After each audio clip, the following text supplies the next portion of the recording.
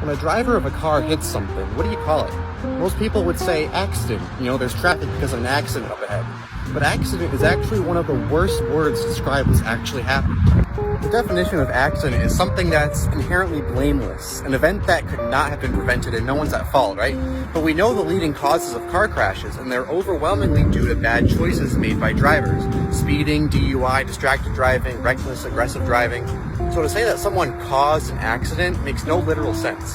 So you're probably thinking, it's just one word. We all know what people mean when they say accident, so what's the big deal? Well, the problem is that we're completely downplaying the fact that all this destruction, injury, and death is entirely preventable and being caused by people not taking due care when operating a 5,000-pound machine.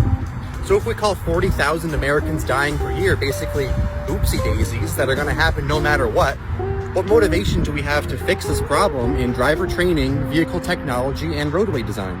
There's a lot of videos that explain it better, but the term car accident was actually propagated by the automotive industry when cars were first becoming popular.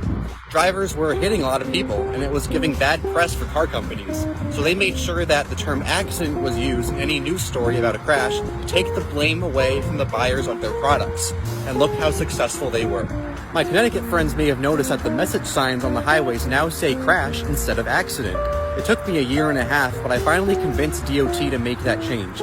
They said crash was an unnecessarily harsh word, and it's like, yeah, crashes are harsh.